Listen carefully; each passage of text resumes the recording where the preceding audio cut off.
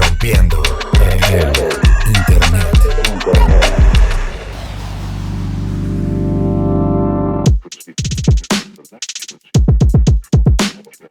Hola a todas, todos, todes, bienvenidos a Rompiendo el Internet, el espacio para conocer mejor a las personas que mueven algunos o muchos de los hilos de la conversación digital. Yo soy Berenice y hoy tengo el gusto de platicar con Mauricio Cabrera, experto en medios de comunicación, marketing y el mundo digital, y cuya creatividad ha sido la base de proyectos muy exitosos como Juan Fútbol.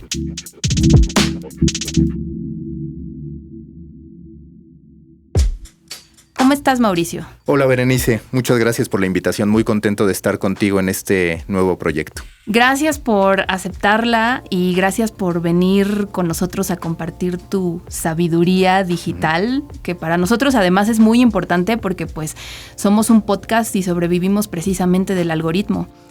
Cuéntanos cuál es el encanto de los medios. ¿Por qué, pues de comunicar, ¿no? Tú eres un comunicador también, pasaste a analizar cómo los medios trabajan?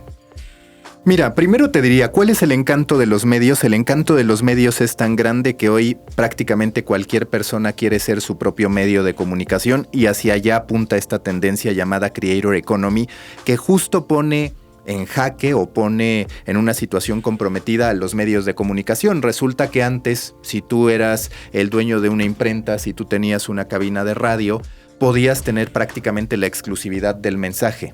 Eso se termina rompiendo una vez que se empiezan a desarrollar una serie de plataformas para que tú puedas crear tu propio contenido y monetizarlo. Es decir, se rompen las barreras de distribución. Entonces, para contestar a tu pregunta de por qué los medios son tan atractivos, te diría que es de manera muy clara la mejor manera de poder influir en una audiencia que te siga. Y eso ya lo entendieron tanto los creadores independientes como hace mucho tiempo los medios de comunicación. Ahora, ¿por qué yo termino decidiendo analizar medios de comunicación? Uno, porque durante cerca de 18, 19 años me dediqué a los medios deportivos. Primero como parte del equipo fundador de Medio Tiempo, luego hice La Ciudad Deportiva, que fue el antecedente directo y digamos la primera piedra de Juan Fútbol, que se terminó convirtiendo en un medio bastante viral, reconocido en redes sociales, que tuvo una construcción bastante distinta al resto de lo que se conocía de medios deportivos, y en algún punto tengo que reconocer que me dieron ganas de poder ampliar mi espectro de acción, ampliar el posicionamiento que yo tenía, y consideré que una de las maneras de hacerlo era poder hablar de la industria, algo que yo ya de por sí hacía de manera personal, leyendo y capacitándome en todo lo que estaba en tendencia, y decidí convertirlo en una avenida de negocio que para nada pretendo que me aleje de yo mismo crear mis propios medios de comunicación. Oye, y hablando de tráfico, de interés, ¿analizar los medios de comunicación genera interés también entre las audiencias? Sí, a ver, yo lo que te quiero decir es, tenemos que distinguir entre el macroinfluencer, que es el youtuber como Juan Pazurita, Wherever Tomorrow y todos los que conocemos, que ellos lo que hacen es llegarle a una audiencia muy general, a una audiencia masiva, que tiene sus muchos pros. El más evidente es la popularidad, todos saben quiénes son ellos, pero tiene también algunos contras. ¿Cuál es ese contra? Pues ese contra es que no necesariamente van a poder provocar un cambio o van a poder influir en decisiones de compra que sean muy específicas. Y es ahí donde entran los insiders o creadores de nicho. Yo me considero, por ejemplo, un creador de nicho. Algunos le llaman microinfluencer, a mí me parece más natural y más específico hablar de insider. ¿Por qué? Porque lo que estamos viendo es que así como estoy yo analizando no solo ya los medios de comunicación, sino la industria de la creación de contenidos, hay gente que hoy, y lo ves mucho en TikTok, por ejemplo, hay gente que te habla de seguros, crea contenido hablando sobre seguros y resulta que en el fondo es un agente de seguros que tiene su principal fuente de monetización en esa industria. Lo mismo podemos hablar de marketing, lo mismo podemos hablar de nutriólogas o de nutriólogos que también están muy presentes en estas redes, construyen una audiencia y viven de eso. Se trata de alinear la expectativa de lo que tú quieres con la industria en la que te encuentras para decidir si quieres ser macro, que algo macro es la comedia, por ejemplo, o algo de industria, que es la especialización en un sector y crear contenido en torno a ello. Ahorita mencionabas que cualquiera puede ser su propio medio, ¿no? La tecnología y la internet en sí nos ha permitido esta facultad de convertirnos en nuestros propios medios.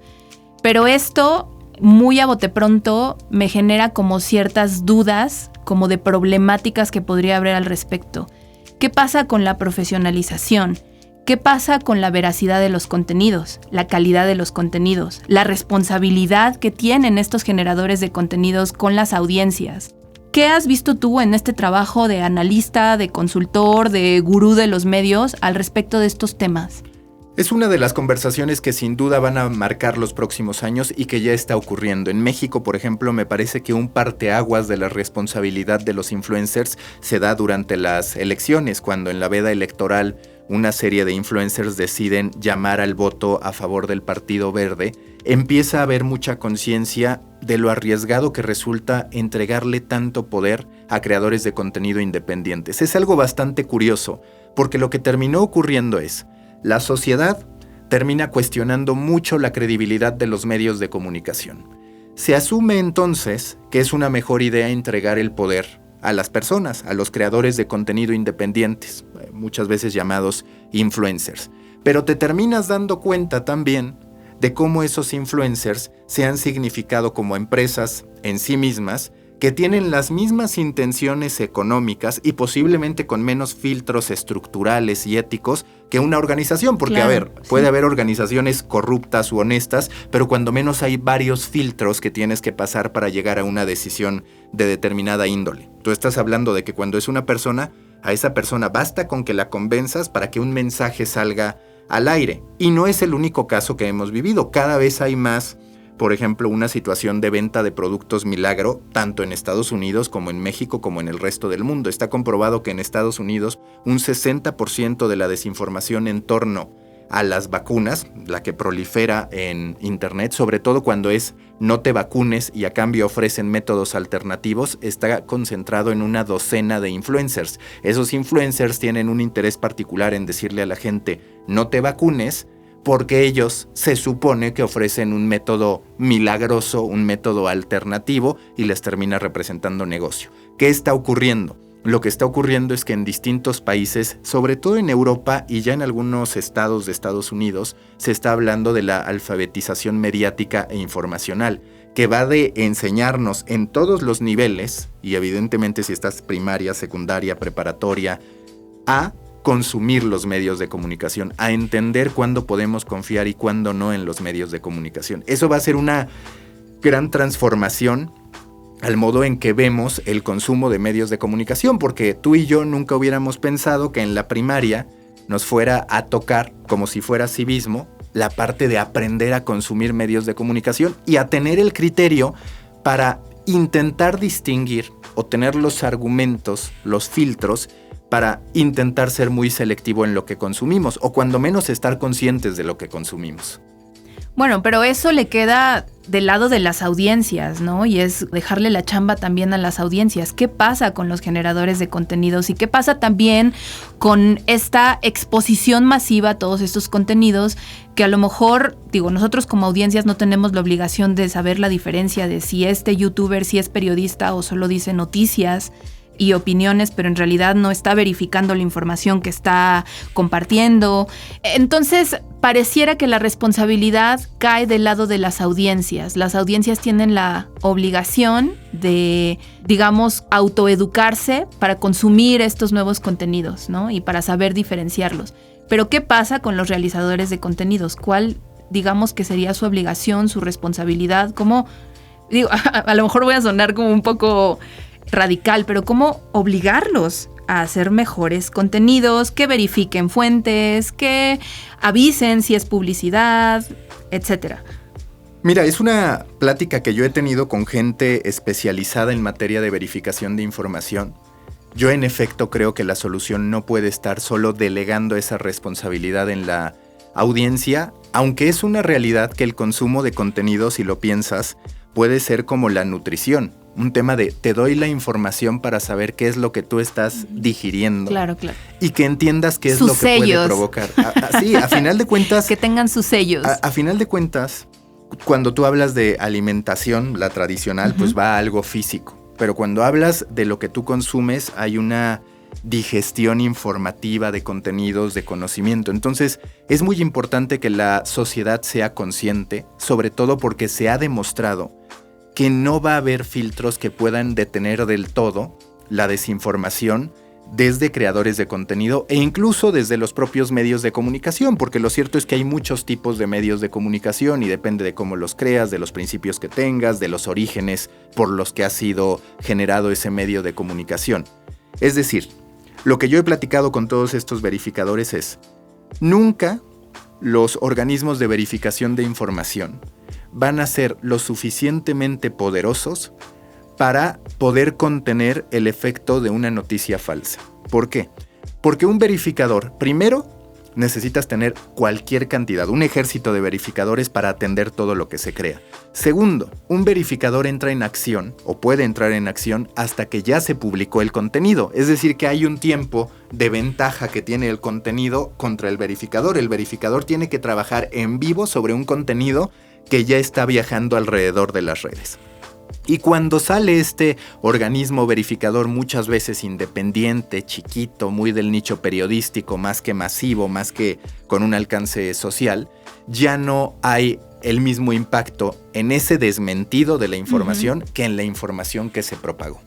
Luego están todas estas iniciativas que te hablan de leyes, todas estas búsquedas para poder reglamentar la participación de los influencers en el modo en que hacen publicidad o en el modo en que generan contenido.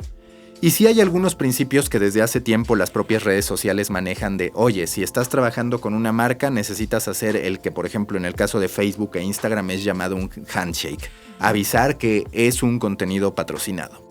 Sin embargo, por más filtros que se pongan, tanto a través de las redes como de los propios gobiernos, va a ser complicado en muchos casos decidir si eso que se está viendo de verdad no es publicidad o si es publicidad. ¿Por qué? Porque un creador de contenidos que sepa hacer historias puede maquillar muy bien si se trata de algo pagado o no. Si lo hacen mal o si lo hacen con descaro, con cinismo, como lo hicieron en torno a lo del verde, pues nos damos cuenta. Pero hay muchas otras cosas que no nos damos cuenta y que ni siquiera la plataforma tecnológica va a ser muy consciente de eso. Simple y sencillamente te pones algo, no hay manera alguna de que la plataforma en términos de vestir sepa si fue pagado o no. Y ahí quizás no hay tanto riesgo en la desinformación, pero sí hay muchas otras informaciones o muchos otros elementos que pueden ser nocivos para la sociedad. Por eso es que es una batalla tan compleja, porque por un lado, todo lo que tú pongas en el componente creador de contenido o medio de comunicación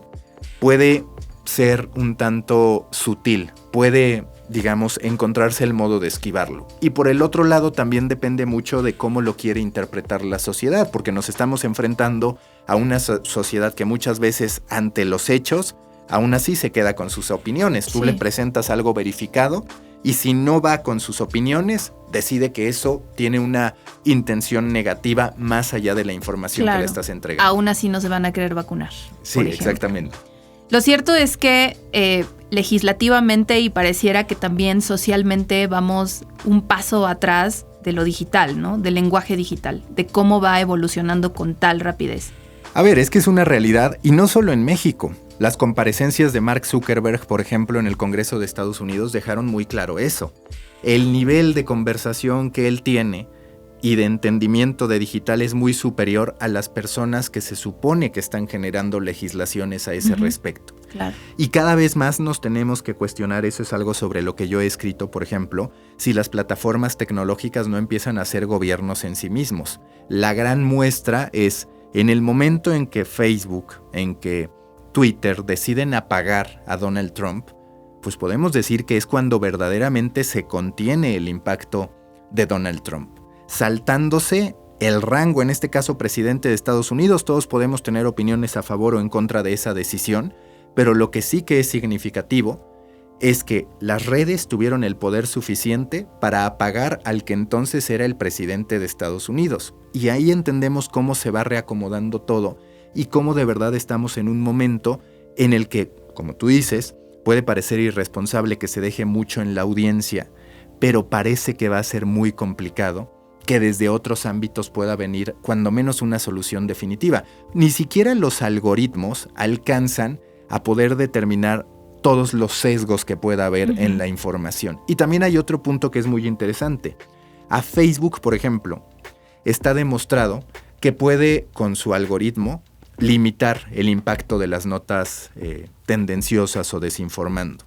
Hay una investigación a ese respecto que habla de, por ejemplo, cómo en las horas posteriores a la derrota electoral de Donald Trump, le avisan a Mark Zuckerberg, empleados de Facebook, que estaban ganando muchísima presencia una serie de desinformaciones en torno a esa elección y al supuesto fraude electoral que, de acuerdo a lo que se ha indicado, no existió. ¿Qué le sugieren? Que active una funcionalidad, que active uno de los valores que atiende a la reputación, al prestigio de los medios de comunicación. Es decir, si tú eres el New York Times, ok, está validado que debes aparecer muchas veces. Si eres CNN, si eres el Washington Post. Deciden activarlo. Se limita el alcance de muchas de estas publicaciones y supuestos medios pro Donald Trump, pero se terminan dando cuenta de algo. Las métricas de tiempo de estancia en la plataforma también se redujeron. Entonces, cuando le dicen a Facebook, oye, a Mark Zuckerberg en lo particular, oye, nos gustaría que esto, el News Quality Ecosystem, se mantuviera, lo que ellos deciden es, no lo vamos a mantener, va a regresar al valor que tenía inicialmente en el algoritmo para no afectar mi negocio. Es decir, está demostrado que el odio y que los extremos viralizan mejor que los puntos medios. Volviendo a la conversación sobre medios y sobre todo a los medios tradicionales, ¿estamos en plena crisis de los medios? Los medios tradicionales que no supieron agarrar la ola de lo digital están muriendo lentamente. O sea, vemos periódicos, ¿no?, que están batallando desde hace muchísimos años por sobrevivir y que siguen sin entender además cómo funciona Internet. Y creo que además que muchos seguimos sin entender de cierto cómo funciona. ¿Cuál es, digamos, como la receta para sobrevivir? ¿Cómo sobrevive y triunfa un medio en el siglo XXI? Mira, a mí me parece que hay algunos aspectos universales que aplican para todos, que hablar de recetas es complicado porque en realidad cada producto debe construir su camino, es decir, hay algunos que viven de suscripciones, hay algunos que viven de donativos, hay otros que podrán seguir viviendo de la publicidad.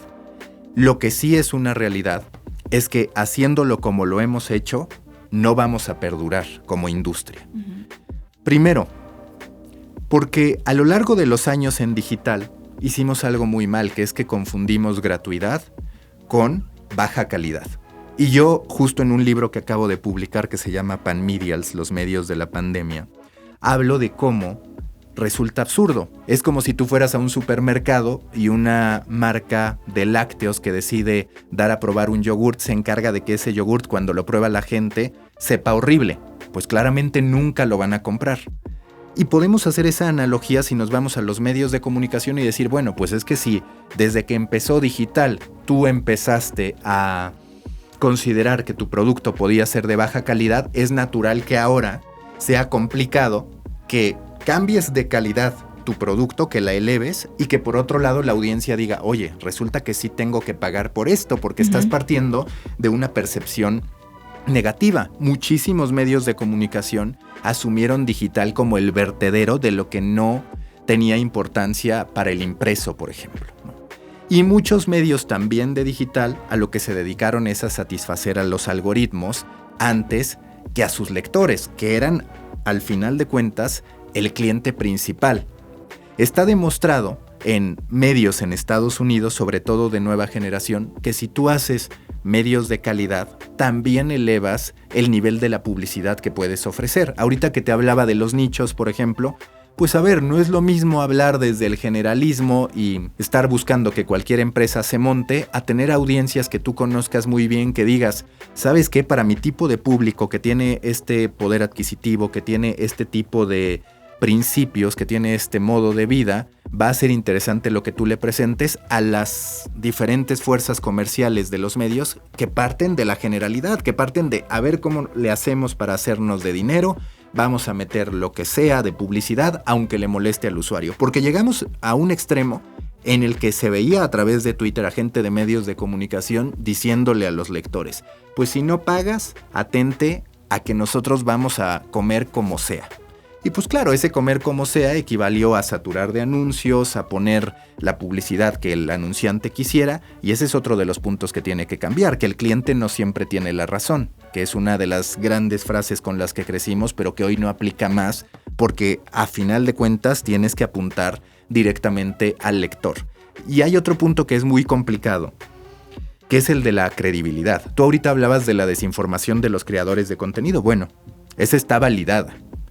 Y sí creo, por ejemplo, que así como estamos hablando de la alfabetización mediática e informacional para la audiencia en general, para los creadores posiblemente debería haber una especie de cursos de metodología periodística que se incorporara al tronco común en cualquier universidad. De decir, a ver, estos son los fundamentos del periodismo, más allá de si se especializan o no. Pero luego sí está el punto de los propios medios de comunicación que acusamos a los creadores de contenido, pero nos comimos prácticamente todos la idea de que Cristiano Ronaldo hundió las acciones de Coca-Cola simplemente retirando la botella, que resultó algo falso. Y no se lo comieron solo unos cuantos digitales o unos cuantos TikTokers, YouTubers, se lo comieron los principales medios de comunicación a nivel mundial. Luego está el tema de las camas antisexo de los olímpicos, que decíamos, es que las hicieron así para que no haya relaciones sexuales y entonces se contenga la propagación del coronavirus, el potencial contagio. Pues resultó que fue falso, pero la mayoría de medios de comunicación lo dijeron. Oye, pero aquí tú estás ejemplificando el típico clickbait. Es que es bien difícil cómo encontrar ese equilibrio en el que puedas vivir, o sea, en el que un medio pueda ser rentable económicamente, genere contenido de calidad y además no tenga que estar correteando todo el tiempo el tráfico y el alcance. Mira, desde mi perspectiva se trata de que los medios empiecen a entender que hacen productos antes que contenido a granel. Y lo hablo mucho desde la nota informativa. Muchas veces hago esa analogía. A ver, yo envío un newsletter diario. Ese newsletter diario es visto como un producto. Tengo una cita con la gente, sabe que lo va a recibir en determinado horario, yo sé el tipo de público que me sigue, saben quién lo va a escribir. Ahí estamos hablando de un producto muy bien acotado, muy bien definido. Cuando nosotros nos vamos a los medios de comunicación, pues lo único que entendemos es que entramos y vemos notas. Notas que hacen muchos reporteros, de los cuales en la mayoría de los casos desconocemos su nombre, que pueden estar redactadas exactamente igual. Y ahí es donde, por ejemplo, hay una oportunidad en proyectos como este de Audiocentro, porque estás hablando de nuevo... ¡Hola! Porque estás hablando de nuevo de productos de los que tú sabes qué esperar. Y por eso hoy de pronto vemos audiencias más comprometidas, más enganchadas con creadores de contenido, con podcasters, con autores de newsletters, que con los medios de comunicación. Los medios de comunicación muchas veces buscan el anonimato de sus colaboradores. De hecho, hay muchos que firman como redacción.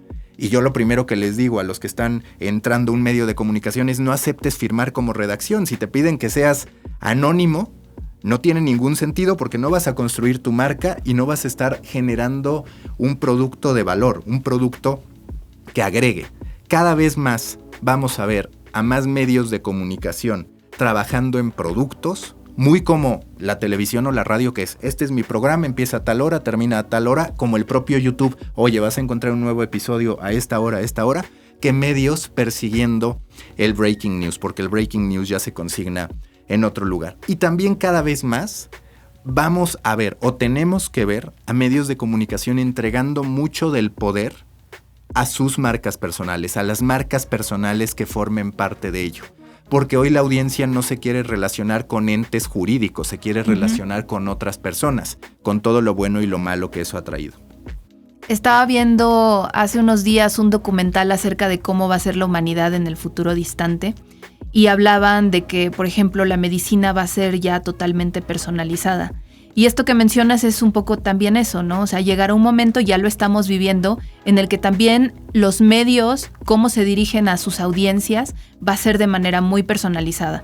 O sea, ya lo estamos viendo del lado de la audiencia ya está consumiendo cosas específicas, ya no está inmóvil frente a un televisor viendo lo que un programador quiere que vea y en los horarios que quiere que vea, ¿no? Entonces supongo que también llegaremos a ese punto en el que la comunicación sea muy personalizada.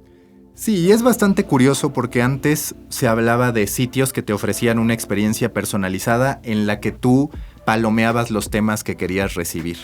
La realidad es que hoy cada vez más estamos curando aquello que nosotros decidimos consumir. ¿Cómo? A través de las personas a las que seguimos en redes sociales, ¿cómo? A través de los podcasts que escuchamos, ¿cómo? También a través de los newsletters a los que nos suscribimos.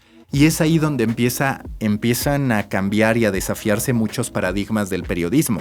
Yo, por ejemplo, muchas veces hablo de que hoy hay un nuevo concepto de información general. Es decir, a mí ya no me llama la atención el noticiero que me va a hablar de lo que pasa en distintos lugares del mundo que posiblemente no tienen nada que ver con mi vida, sino aquel que combina, sí, algunos aspectos que trascienden, pero que incorpora, por ejemplo, cuestiones de creator economy, de tecnología, de negocios de Silicon Valley, de, boxeo, de fútbol. Es decir, todos tenemos aspiraciones distintas y gustos distintos. Y eso se va a ir delimitando cada vez más conforme avanza la tecnología, conforme haya un entendimiento mayor de lo que queremos como personas. Entonces, sin duda tenemos que prepararnos a ello. Y si te fijas también, de lo que se trata es de los micronichos, de atender esas pequeñas pasiones que teníamos desiertas en los medios de comunicación y sobre todo en español. A mí muchas veces me da coraje que abundan autores de periodismo soft que publican libros y demás en Estados Unidos sobre lo que sea. Puede haber autores obsesivos de una serie de televisión que hacen negocio con eso. Y en México la realidad es que son muy pocos los casos de periodistas soft que pueden vivir de su obsesión. Por eso yo aplaudía mucho algunos casos como con la serie de Luis Miguel, que hubo gente obsesiva haciendo hilos y demás que llamaban la atención por seguir ese tema en lo particular. A ese nivel de granularidad estamos llegando. Es decir, ya no es el medio de negocios al que sigo, sino que yo sigo al medio de startups, o yo sigo al medio que se especializa en fintech, yo sigo al medio que se especializa en inversiones. Eso significa un gran cambio y un gran desafío para los medios en español, porque los medios en español, a veces por falta de presupuesto y otra por falta de preparación, pues pensábamos que el de entretenimiento lo mismo te hablaba del nuevo programa de Televisa que del programa de HBO. Y la realidad es que ya hay conversaciones muy distintas que se tienen que tener a ese respecto. Sí. Y además de todo esto, de pronto llegó la pandemia. Para sumarle, ¿cómo cambió la pandemia nuestro consumo de medios? ¿Y qué deberían tomar en cuenta los medios a partir de este momento histórico? Y bueno, quiero ligar esto además a tu libro Pandemials, los medios de la pandemia. Sí, yo con Panmedials, los medios de la pandemia. Panmedials. Ay, no, ya pronunciándolo todo mal. No te preocupes. Justo lo que sostengo es que los medios vivieron dos pandemias en una. La pandemia que todos padecemos al tener que estar en nuestras casas, al tener que estar tomando una serie de medidas, y la pandemia que nosotros mismos provocamos, permitiendo que nuestro producto fuera de baja calidad y que hubiera un distanciamiento absoluto de nuestro cliente final, que es la audiencia, que es el lector al que nos debemos. Cuando nosotros entendemos el contexto de la pandemia, me parece que a la larga va a terminar siendo favorable para la industria, porque tendrá necesariamente que haber una purga entre los que entiendan cómo deben cambiar el modo de hacer las cosas y aquellos que se nieguen a entender que el modelo de negocio de antes ya no va a sustentar lo que se hacía y que hay muchos absurdos detrás de lo que nosotros perseguimos como medios de comunicación. No tiene sentido atender algoritmos o dedicarnos a conquistar algoritmos que a final de cuentas pueden cambiar cuando quieran. Yo te puedo decir que a lo largo de mi trayectoria he conquistado en distintos momentos a los algoritmos. Con Juan Fútbol, por ejemplo, lo conquistamos muy bien. Logramos generar una gran viralidad, logramos tener más de 5 millones de fanáticos, más otras redes sociales, más otros fanpages alternativos y demás. Pero en cuanto Facebook decidió modificar el modo en que visualizaba el éxito, nosotros nos vimos en problemas. BuzzFeed también se metió en problemas. Los más grandes medios de comunicación se metieron en problemas. Algunos sobrevivieron, pero otros pasaron de evaluaciones de $100 millones como Mike, MIC, a ser rematados por $5 millones. Ahí está el riesgo de sustentarte en los algoritmos antes que en los lectores. En cambio, si tú tienes una audiencia, y a ese respecto yo siempre apelo a esta teoría de los 1000 fans verdaderos para los creadores, que hablan de si tú llegas a tener 1000 fans auténticamente verdaderos, que te siguen a todos lados, que van a comprar todo lo que consumes, vas a poder tener un modo de vida. No necesariamente vas a ser millonario, pero vas a poder tener un modo de vida. Y me parece que muchas veces los medios de comunicación empiezan al revés. Quieren ser grandes y su historia se cuenta hacia abajo. Yo no sé si tú recuerdas, pero por ejemplo el caso de México.com es una muestra de cómo no se deben hacer las cosas. Una persona con dinero dice que quiere construir un gran medio y empiezan con 40, 50 personas. Muchas de ellas de las mejores del mercado en digital. Grandes periodistas trabajaron en México.com. Grandes periodistas, y se los llevaron con sueldos que no podían pagar los grandes jugadores de la industria. Así es. ¿Por qué no triunfó? No porque estos grandes periodistas hicieran mal su trabajo, sino porque no estaba alineado el negocio con la lógica del momento que vivía ese proyecto. Es decir, México.com pudo empezar con 5 o 10 personas en vez de 40 y haber tenido otro tipo de expectativas en vez de pedirle a un proyecto nuevo que se pusiera anabólicos y que se pusiera a correr. Es decir, hay un fracaso de nacimiento. Es como que el medio nace muerto por una falta de visión y entendimiento de la industria. No porque contrataras mal a los periodistas, que están probados y que siguen triunfando muchos de ellos en distintos lugares. Pero eso te habla de cómo el origen, el nacimiento de los medios de comunicación viene mal. Y cuando naces mal es muy complicado que llegue a funcionar tu historia. Yo siempre hablo de que es preferible que tu historia parta de lo más modesto hacia arriba a que de lo más alto se termine hundiendo. Porque es muy difícil explicarle a la gente que te estás contrayendo, que estás perdiendo valor y demás. En cambio, cuando enamoras con una historia hacia arriba, que es la que siguen los youtubers empiezan muchas veces sin dominar un tema, sin dominar la edición de videos, sin dominar lo que hacen. Y ya para cuando son grandes, hay toda una historia que los engancha a su audiencia. Sí. Eso no lo hemos querido pasar los medios digitales y ahí estamos padeciendo las consecuencias, porque desde el día 1, México.com y muchos otros medios tienen la soga en el cuello de ponte a vender, y se hace y se termina provocando que lo más importante sea vender en vez de atender el producto y por ende conquistar a los lectores. Y hablamos de manera general, ¿no? Como un concepto, México.com, pero hay personas que trabajan, y por ejemplo, en este caso muy específico, sí, muchos periodistas fueron llevados entre las patas, porque además luego hubo muchos tratos muy indignos también. Sí. Esta planeación errónea, equivocada, puede desembocar también en eso, ¿no? En tratamientos indignos a seres humanos. Sí, yo lo que creo es que como periodistas hoy tenemos que estar muy conscientes y ser cautelosos de cuando se nos presenta algo que parece más allá de lo que está ocurriendo. Es decir, México.com llegó con un gran presupuesto en un momento en el que la mayoría de los medios no tenía dinero. Ya desde ahí podías anticipar que quién sabe si funcionará. Ahora, es una realidad que el periodista tiene que estar buscando cómo poder vivir bien, necesariamente, sin lujos ni nada, pero bien. Y muchas veces ahí es donde termina tomando las decisiones que más brillan de inmediato. Pero así como la audiencia debe saber qué contenidos consume, creo que los periodistas hemos de ser muy cautelosos también al entender que no siempre que nos presentan una zanahoria que parece la indicada, va a terminar siéndolo a mediano y largo plazo. Yo por eso sí considero que la avenida de creación independiente, que la avenida de unirse, colaborar entre periodistas para crear proyectos que posiblemente no hablen de grandes presupuestos de inicio, pero que se van construyendo de a poco, tiene un fundamento mayor, tanto para la audiencia como para los propios periodistas, como para el futuro del medio de comunicación. Pero tenemos que ver más casos de esos en México. Por ahora, me parece que la gran mayoría de periodistas asume que tiene que trabajar en un medio de comunicación. Y creo que eso se debe ir reventando. Es decir, sí colaborar con los medios de comunicación, no necesariamente trabajar para los medios de comunicación.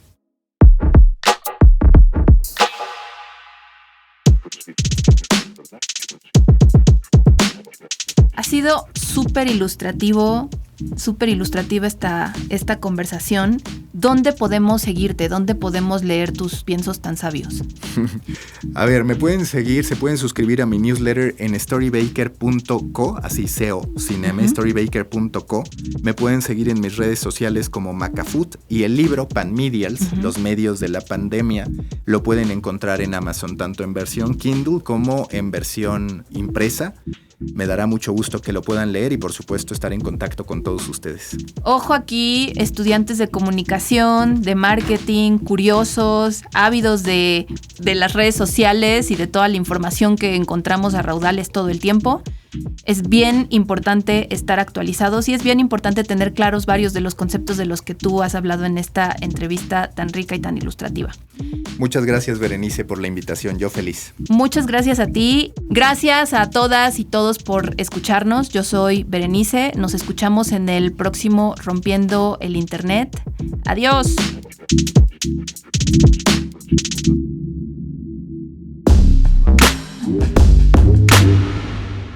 ¿Te gustaría escuchar algún personaje en particular? ¿Nos quieres mandar tus comentarios? Recuerda que puedes escribirnos a audiocentro@radiocentro.com y dejarnos dudas, sugerencias y piensos en general.